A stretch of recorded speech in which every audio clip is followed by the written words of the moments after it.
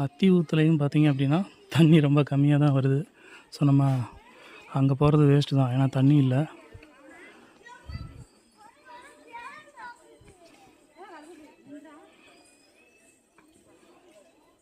பைரவர் வராரு பாருங்க.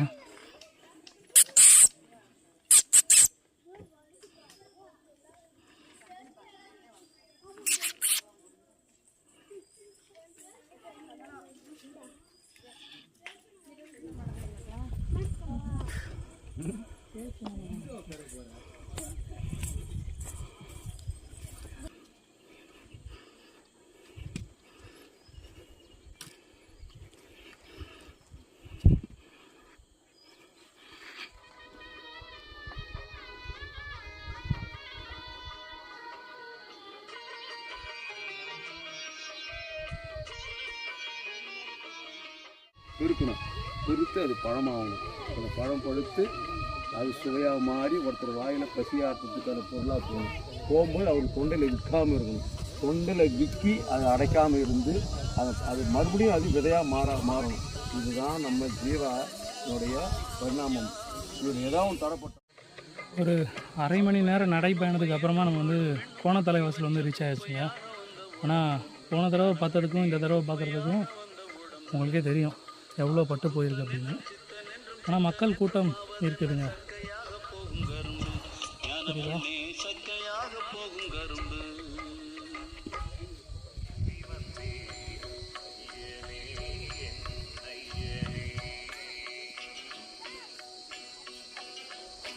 யாமொரு பிச்சை பாத்திரம் ஏந்தி வந்தே ஐயனே என் ஐயனே ஒரு முறையா.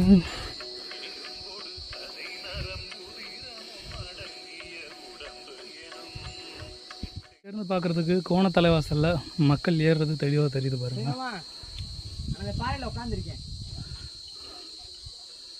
ஆனால் ரொம்ப வறட்சியாக இருக்குங்க.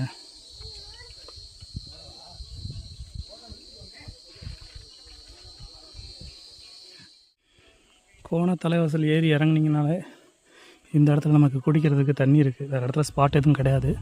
இந்த ஒரு தண்ணி தாங்க. அது நல்லா இருக்கோ நல்லா இல்லையோ குடிச்சு தான் ஆகணும்.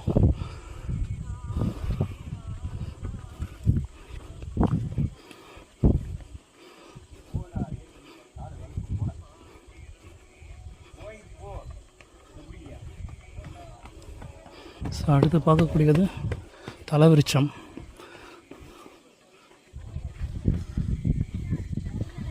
இந்த ஃபேஸை பார்த்தா உங்களுக்கே தெரியும்